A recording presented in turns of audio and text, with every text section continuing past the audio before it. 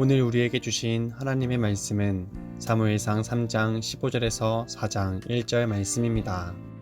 사무엘이 아침까지 누웠다가 여호와의 집에 문을 열었으나 그 이상을 엘리에게 알게 하기를 두려워하더니 엘리가 사무엘을 불러 이르되 내 아들 사무엘아 하니 그가 대답하되 내가 여기 있나이다 하니 그가 이르되 내게 무엇을 말씀하였느냐 청하노니 내게 숨기지 말라. 내게 말씀하신 모든 것을 하나라도 숨기면 하나님이 내게 벌을 내리시고 또 내리시기를 원하노라 하는지라.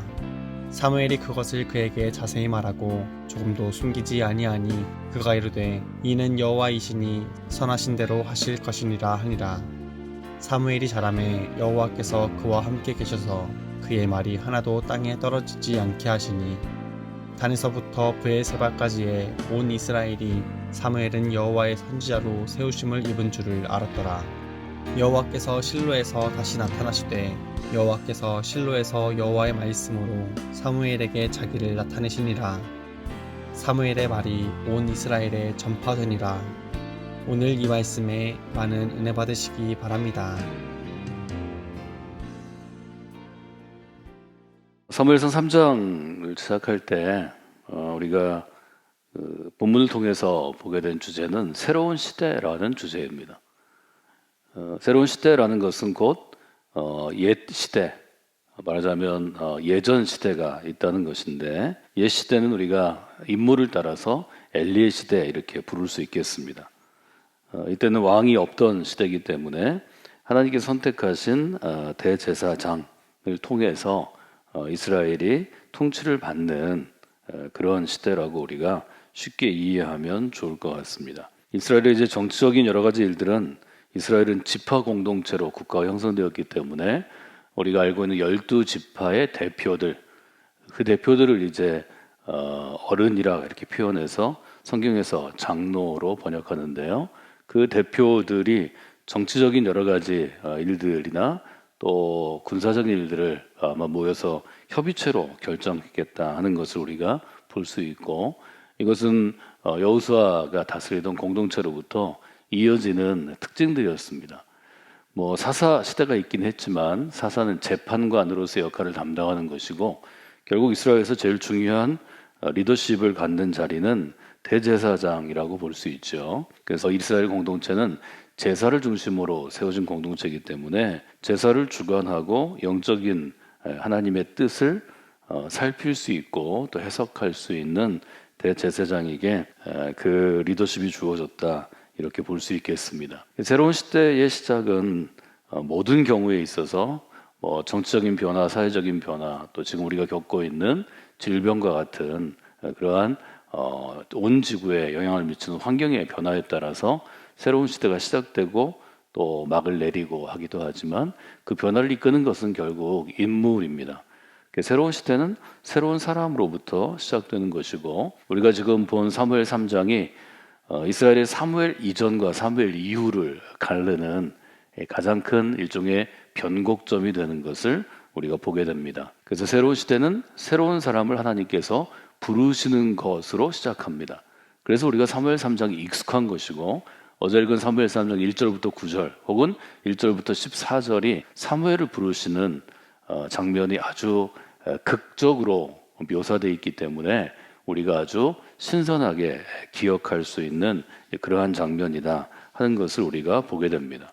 새로운 시대를 시작하실 때 새로운 사람을 부르셨는데, 이 새로운 사람이 사무엘이다 하는 것을 우리가 정리해 볼 수 있겠습니다. 엘리 시대의 특징은 어제 우리가 3장 1절에서 본 것처럼, 아이 사무엘이 엘리 앞에서 여호와를 섬길 때 여호와의 말씀이 희귀하고 이상이 흔히 보이지 아니하였더라.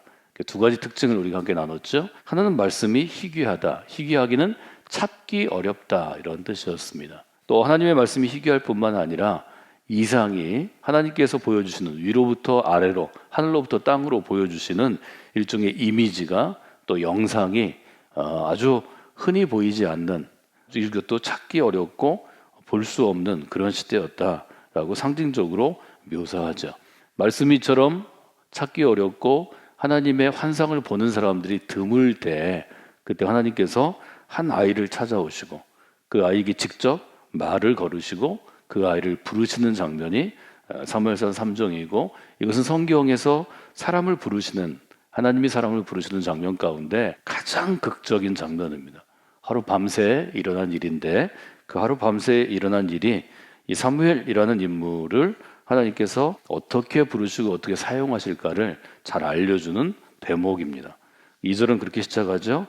엘리는 자기 처소에 누워있고, 누워서 이제 잠을 청하는데, 3절, 어린 사무엘은 하나님의 궤가 있는 여호와의 전 안에 누웠으니, 제사장인 엘리는 자기 방에서 편하게 자고 아이 사무엘이 하나님의 전 안에 있었다는 거죠. 이것은 하나님의 전 안에 여러분이 아시는 것처럼 등불이 있기 때문에 등불을 지키기 위한 것이다, 여러 가지 볼 수 있지만, 2절과 3절이 보는 것은 이스라엘을 걱정하면서 이스라엘을 책임져야 할 사람은 침상에서 평안하게 자고, 아직 부르심을 받지도 않았고 이제 길러지는 시중드는 아이는 하나님의 전 안에 누워있다 하는 것을 여러분들이 상징적으로 볼 수 있습니다. 하나님의 등불이 아직 꺼지지 않은 3절, 등불이 꺼지지 않은 가장 어두운 시간, 가장 어둡고 추운 시간이 해 뜨기 직전입니다.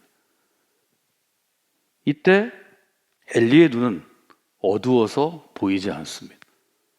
물론 나이 들어서 노안으로 보이지 않다고 생각하지만 영적인 것도 가려워지던 거죠. 하나님의 등불이 꺼지지 아니하였다, 이 표현이 굉장히 상징적입니다. 옛 시대가 그 문을 닫을 때가 됐지만 하나님의 등불은 여전히 꺼지지 않았습니다. 꺼지기 전에 하나님이 사람을 부르십니다. 그 등불의 불을 다시 활활 타오르게 할 사람을 부르시는 것입니다. 아예 사무엘의 영적인 상태는 어떠했나요? 하나님이 그를 부르실 때 7절에 보면 사무엘이 아직 여호와를 알지 못하고, 여호와를 아직 알지 못했다는 것입니다.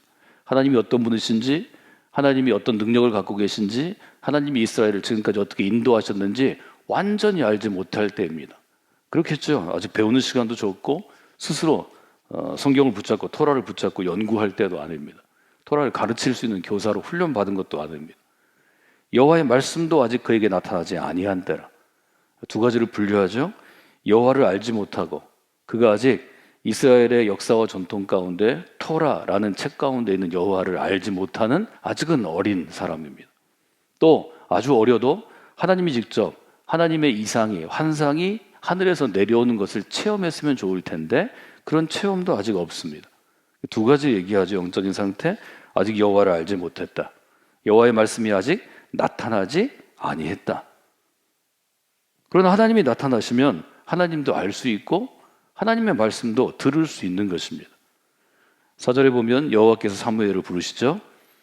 그가 대답하되 내가 여기 있나 하고 엘리에게로 달려가서 이르되, 아직 하나님이 부르시는 것과 엘리가 부르는 것을 구분하지 못하는 상태죠. 당연하죠. 하나님이 처음 그를 부르셨는데 엘리에게로 달려갈 수밖에 없죠. 그래서 엘리에게 말했겠죠. 제사장이여, 선생님, 저를 부르셔서 제가 왔습니다. 엘리가 얘기하죠. 나는 부르지 않았다. 너 헛것을 들었구나. 다시 가서 누워라. 엘리도 아직 모르고 사무엘도 모릅니다. 6절에 보면 다시 사무엘을 부르시는지라. 사무엘은 아주 여기서 보면 성실하고 충성스러운 아이입니다.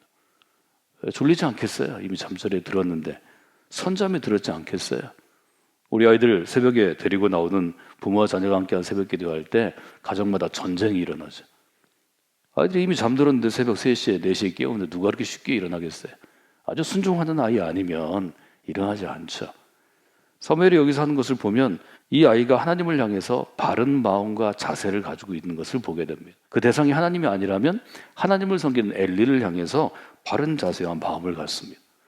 여러분의 자녀를 위하여, 손자들을 위하여 기도하십시오. 여기서 자라는 어린아이들을 위해 기도하십시오. 하나님을 향한 마음과 자세는 바라야 합니다. 순종하는 자세야 하고, 충성하는 자세야 하고, 존중하는 자세야 하고, 아주 두렵고 떨리는 마음이 있어야 합니다. 저는 이것은 그 마음의 심중이라고 생각합니다. 하나님은 어떤 사람도 쓰실 수 있지만 어릴 때부터 하나님을 향하여서 올곧게 서 있는 어린아이를 부르신다고 저는 생각합니다. 우리 교회 가운데 그런 아이들이 풍성하게 일어나기를 원합니다. 아들아, 내가 부르지 아니하였으니 다시 누우라. 그리고 7절에 사무엘이 아직 여호와를 알지 못하고 여호와의 말씀도 아직 그에게 나타나지 아니한 때라. 그리고 8절에 이렇게 기록하죠. 여호와께서 세 번째 사무엘을 부르시는지라. 그가 일어나 엘리에게로 가서 이르되 당신이 나를 부르셔서 제가 여기 왔습니다. 그때 엘리가 깨닫죠. 세 번 반복되니까 나는 부르지 않았는데 여호와의 전에 누워있는 이 아이에게 누가 부르겠어요? 하나님이 부르시겠죠. 그때 깨닫고 얘기합니다. 9절 같이 읽어볼까요? 엘리가 사무엘에게 이르되 가서 누웠다가 그가 너를 부르시거든 내가 말하기를 여호와여 말씀하옵소서 주의 종이 듣겠나이다 하니 사무엘이 가서 자기 처소에 누우니라. 우리가 이제 성경을 보면서 답답한 것은 엘리가 한 번은 몰라도 두 번째 왔을 때쯤은 좀 깨달아야 되는데 세 번 한 다음에 깨닫게 되는 거죠. 그래서 엘리가 눈이 어두워졌다는 것은 영적으로 민감성을 잃어버렸다 이렇게 볼 수 있습니다. 영적인 민감성을 여러분 유지하셔야 합니다. 똑같은 생활이 반복되고 똑같은 일이 반복되면 우리가 별로 그것을 귀하게 여기지 않습니다. 새롭게 여기지 않습니다. 하던 대로 대충 하게 됩니다. 그것을 전문적인 용어로 매너리즘에 빠졌다 우리가 이렇게 표현합니다. 그냥 습관이 되는 거죠. 신앙생활이 그렇습니다. 여러분이 10년, 20년, 30년 저처럼 평생을 교회에서 있다 보면 뭐 그 일이 그 일이고 이 일이 이 일이고 그 사람이 그 사람이고 다 그렇죠. 영적인 민감성을 유지하는 것은 자신의 노력입니다. 매일 새벽 3시에 4시에 깨서 자기의 영혼의 등불이 꺼져 있는지 살펴보고 등불을 다시 피우는 것 혹은 촛불을 피우는 것은 자기 노력입니다. 오늘 저는 여러분에게 하나님의 부르심에 대해서 제가 늘 강조하던 부분을 한 번 더 정리해 드리려고 합니다. 첫 번째로 하나님의 부르심은 인격적인 부르심입니다. 인격적인 부르심이라는 것은 개인적인 부르심이라는 것입니다. 이 부분은 특별히 종교개혁 이후에 우리가 복음주의 신앙이라고 불리우는 신앙에서 특별히 강조하는 것입니다. 하나님이 우리 한 사람 한 사람을 부르신다는 것입니다. 이것은 개인적이고 매우 인격적입니다. 마치 인자하신 아버지가 아이를 부르듯 인자하신 선생님이 아이를 부르듯 그 음성이 들리고 어떤 때 부르셨나 그 시간이 있고 상황이 분명하다는 것입니다. 이 개인적이고 인격적인 체험을 중시하는 것이 적어도 종교개혁 이후에 복음주의 신앙의 개인 회심이 아주 중요한 점입니다. 저도 이 점을 중시합니다. 우리 교회에서도 이것을 위해서 여러분들에게 늘 기도를 요청하고 여름사역과 겨울사역 가운데 하나님 우리의 아이들이 가장 어린 나이에 인격적으로 개인적으로 하나님의 부르심을 체험하기를 원합니다. 거듭남 체험입니다. 하나님 우리 아이들이 10대 시절에 하나님의 길로 내 인생을 부르시는 하나님의 세컨드 콜링 그리스도인으로서의 나의 삶을 헌신하는 그 부르심을 체험하기를 원합니다. 저희는 아주 분명하게 도전합니다. 10절에 보면 여호와께서 임하여 서서 전과 같이 사무엘아 사무엘아 부르시는지라 사무엘이 이르되 말씀하옵소서 주의 종이 듣겠나이다. 이름을 부르십니다. 아이야 이렇게 부르시지도 않고 야 이렇게 부르시지도 않습니다. 인격적인 관계는 이름을 부를 때 시작됩니다. 하나님이 여러분의 이름을 부르십니다. 이 부르심이 확실한 사람이 견고하고 흔들리지 않는 신앙생활을 계속 유지할 수 있습니다. 여러분이 흔들릴 때 하나님이 여러분의 이름을 부르셔야 합니다. 여러분이 열정적으로 일할 때 하나님이 여러분의 이름을 부르시면서 격려하셔야 합니다. 이것을 잘 알 수 있는 것이 1:1 성경 공부나 아니면 소그룹 훈련입니다. 이것은 매우 개인적인 것입니다. 여러분 이 체험을 반드시 하시기를 주님의 이름으로 부탁을 드립니다. 이름을 부를 때 그 사람을 존중할 때 그때 우리 안에 생기는 것을 친밀감이라고 표현합니다. 우리의 신앙은 친밀함에서 시작되는 것입니다. 창세기에 보면 하나님께서 사람을 지으시고 흙으로 사람을 지으시고 사람을 부르십니다. 아담아 내가 어디에 있느냐? 사람의 이름을 부르십니다. 성경에서 이름이 중요합니다. 그래서 이 부르심은 인격적이고 개인적이어야 합니다. 이 점을 여러분들의 마음 가운데 새기시면 좋겠습니다. 그러나 여러분이 이렇게 부르신다고 해서 누구나 다 응답하는 것은 아닙니다. 두 번째로 중요한 것은 하나님의 부르심에 응답하는 부르심받은 사람의 자세입니다. 하나님께서 각 사람을 부르실 때 반드시 응답해야 합니다. 성경은 어떻게 응답할지를 사무엘을 통해서 잘 알려줍니다. 주여 말씀하옵소서 주의 종이 듣겠나이다. 아주 분명하게 얘기하죠. 내가 듣겠어요 이렇게 얘기하지 않습니다. 사무엘이 얘기합니다. 주의 종이 듣겠나이다. 이것이 아주 분명하게 하나님의 부르심을 받은 사람의 태도였기 때문에 신약에서 보면 신약의 사울은, 바울 사도는 나는 그리스도의 노예입니다. 아주 분명하게 얘기합니다. 여러 교회 편지를 쓸 때마다 로마서에서, 고린도전서와 후서에서, 데살로니가 전서와 후서에서 바울은 얘기합니다. 그리스도의 노예로 부름받은 사울은, 혹은 바울은 아주 분명하게 얘기하죠. 하나님의 부르심이 있을 때 응답하지 않는 경우가 많이 있습니다. 하나님, 지금 상황이 좋지 않습니다. 제가 시집 가야 합니다. 제가 장가 가야 합니다. 우리 아이 결혼시켜야 합니다. 제가 집 사야 합니다.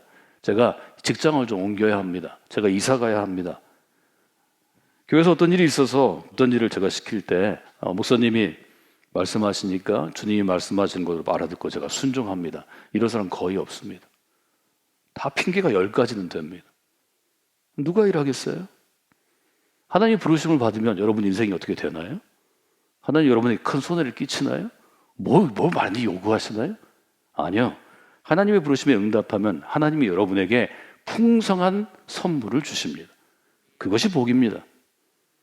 내가 원하는 것을 구하는 것이 복이 아닙니다. 그것은 여러분에게 재앙이 될 가능성이 많습니다. 하나님의 부르심에 응답하면 하나님께서 그의 인생의 길을 알아서 여시는 것입니다. 제가 계획하고 뜻해왔던 시절보다 지금 돌아보니 제가 계획한 것보다 풍성한 길로 하나님이 저를 인도해 주셨습니다. 제가 굶어 죽지 않았고 저희 아이들 굶기지 않았고 제가 살아가면서 할 수 있던 어떤 일보다 중요한 일들을 하나님께서 맡겨주셨습니다. 남들보다 훨씬 이르고 젊은 나이에 그런 일을 감당할 수 있었습니다. 이것은 제가 부르심에 응답하지 않고는 도무지 일어날 수 없는 일들입니다. 여러분 믿음을 가지시길 바랍니다. 하나님의 부르심에 응답한 이들에게 하나님이 할 일을 주십니다. 우리 교회 와서 여러분들이 제일 많이 듣는 말이 쓰임받는 인생이 되는 것입니다. 이 사명입니다. 미션을 주시는 것입니다. 사무엘에게 주신 사명은 어떤 것인가요? 19절에 보면 사무엘이 자라매. 사무엘이 자랐습니다. 사무엘이 자랄 때 하나님께서 2가지 선물을 주십니다. 하나는 하나님이 함께 하셨다고 성경은 표현합니다. 여러분 이것이 제일 큰 선물이 아닐까요? 가장 큰 복이 아닐까요? 어떤 대학을 가든지 어떤 직업을 갖든지 누구랑 결혼을 하든지 뭐 어떤 교회를 다니든지 하나님이 함께 하셨다는 놀라운 선물이 그에게 주어집니다. 또는 어떤 것인가요? 그의 말이 하나도 땅에 떨어지지 않게 하니. 사무엘에게 주신 미션은 선지자로서의 미션입니다. 이스라엘을 이끌어가는 하나님의 말씀을 맡은 자로서의 미션입니다. 우리가 예언자 혹은 선지자라고 부릅니다. 20절에 보면 단에서 브엘세바까지, 이것은 어떤 것인가요? 단에서 브엘세바는 예를 들면 할라에서 백두까지입니다. 우리나라로 얘기하면 전체 남쪽 끝에서 북쪽 끝까지 온 이스라엘이 사무엘은 여호와의 선지자로 세우심을 입은 줄을 알았도다. 온 이스라엘의 인정을 받았다는 것입니다. 사무엘은 우리 시대를 위해서 하나님이 보내신 하나님의 선지자입니다. 이 말 한마디로 사무엘에게 모든 백성이 복종해야 합니다. 하나님의 뜻을 이야기할 때 그것을 실행해야 합니다. 놀라운 권위, 할 수 있는 힘, authority가 주어진 것입니다. 영적인 파워, spiritual 파워가 그에게 주어진 것입니다. 21절, 여호와께서 실로에서 다시 나타나시되 여호와께서 여호와의 말씀으로 사무엘에게 자기를 나타내시니라. 사무엘이 듣기 전 엘리의 시대는 하나님의 말씀이 희귀한 시대였습니다. 그러나 사무엘의 시대 가운데는 그의 말이 하나도 땅에 떨어지지 않는 하나님의 말씀이 풍성한 시대로 변화가 됩니다. 이것 때문에 하나님께서 엘리의 시대의 문을 닫으시고 사무엘 시대의 문을 여셨다. 우리 이렇게 해석해 볼 수 있겠습니다. 사무엘의 부르심에 대해서 제가 3가지를 강조했습니다. 첫째, 하나님의 부르심은 인격적인 부르심입니다. 이것은 개인적이고 나와 하나님 사이에 주님이 말씀하신 것처럼, 요한 공동체에 말씀하신 것처럼 아버지께서 내 안에 내가 아버지 안에 계신 것 같은 친밀함이 있는 관계입니다. 두 번째, 하나님께서 부르실 때 우리가 해야 될 일은 응답하는 것입니다. 하나님, 주님, 제가 여기 있습니다. 아주 분명히 응답하는 것입니다. 주의 종이 여기 있습니다. 그리스도의 노예된 제가 여기 있습니다. 여러분 아이들이 그렇게 가르치셔야 합니다. 하나님이 어느 순간 우리 교회에서 늘 기도하는 것처럼 대부분 10대에 너를 부르실 것이다. 그때 무릎 꿇고 기도해라. 주의 종이 여기 있습니다. 듣겠습니다. 말씀하시옵소서. 그때 인생의 큰 변화가 일어납니다. 그 부르심에 응답한 사람에게 하나님은 사명의 길을 여십니다. 쓰임받는 인생으로 살아가게 하십니다.